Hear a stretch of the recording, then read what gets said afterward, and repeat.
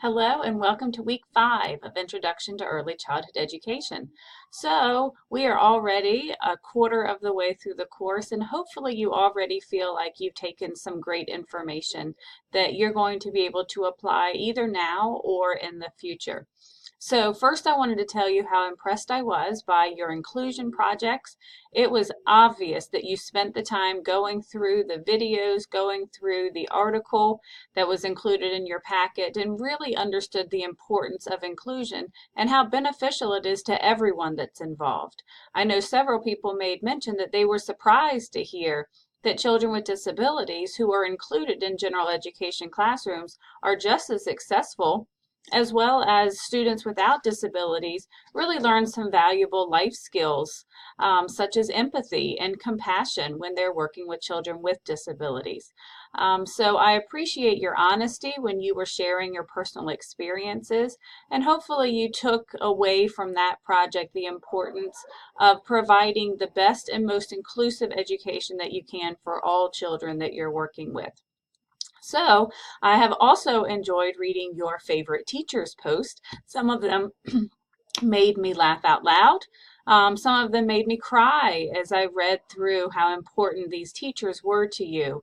And you'll read from my announcement this week that I had some pretty amazing teachers as well. So as I mentioned before, don't forget to thank these teachers because, as you know, education and teachers are normally not thanked and appreciated as much as they should be. So that finished up section 2 of the book, the who of early childhood education. And so this week we're moving into the next section, which is the why. Why is it important to have early childhood education, and what kind of history do we have in early childhood education that has gotten us to where we are now?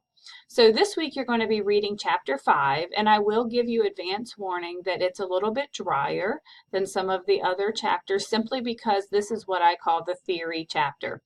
Theories are a necessary evil, and they are extremely important as we're looking at childhood development and what people have believed over the course of time. So I'm actually going to do something a little bit different this week.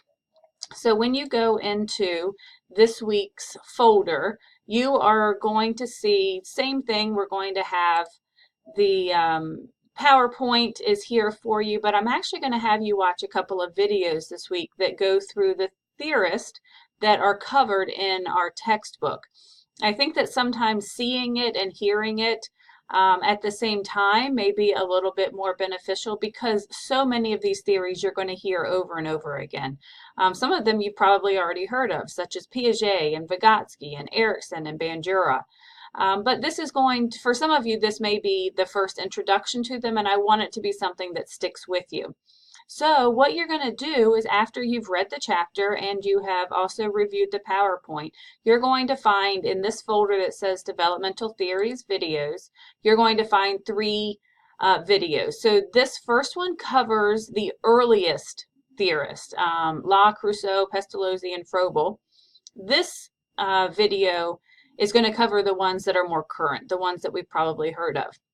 But then Maria Montessori, who is mentioned in the book, is not mentioned in these other videos. And I think that it's important for you to kind of see the history of how Montessori education came about and really who Maria Montessori was. So she has her own video. So once you have reviewed these videos as well as the chapter, I'm going to introduce you to your next assignment, which is going to be a PowerPoint assignment. So if you look, you're going to find that you're going to be creating a short PowerPoint on the different theories that are presented in chapter 5 and the videos. So you're going to answer questions like, why is it important to have developmental theories for early childhood education? And then of the many theorists mentioned in the videos, which 3 really spoke to you and why? And then finally, when you're in the classroom, how will you ensure that your personal theory is recognizable in the classroom? For instance, if you support Vygotsky's theory, then you might say that you will allow children to experience learning on their own, but will be there to help them through their zone of proximal development. So you're going to need to make sure that you have a title slide. Please make sure to check and recheck your spelling and grammar. And you can add graphics, you can add videos, you can add anything you want to it.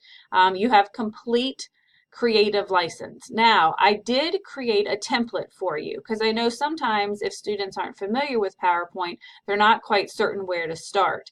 So if you click on the template, you're going to find, I kept it pretty simple, so you're welcome to change the slides, the font, anything you want. But you're going to see here's where you can have your title slide, and then here is the first question you need to answer, and here is where you start the 3 theorists that spoke to you. So there's theorist 1, theorist 2, and theorist 3. And then we get down to how are you going to ensure that your personal theory is recognizable in the classroom.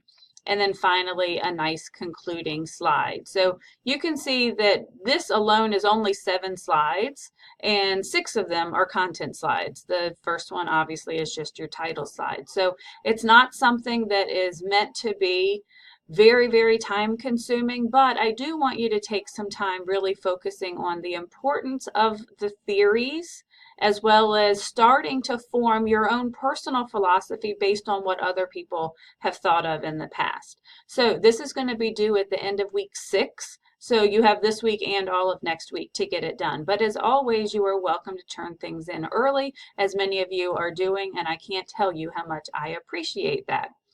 So I think that takes care of us for chapter 5 and week 5. So please keep up the good work. Let me know if I can ever help with anything. I'm always here to help and guide and support you. So enjoy reading about the theorists, getting your first introduction to how we've gotten to where we are, and I will see you in week 6.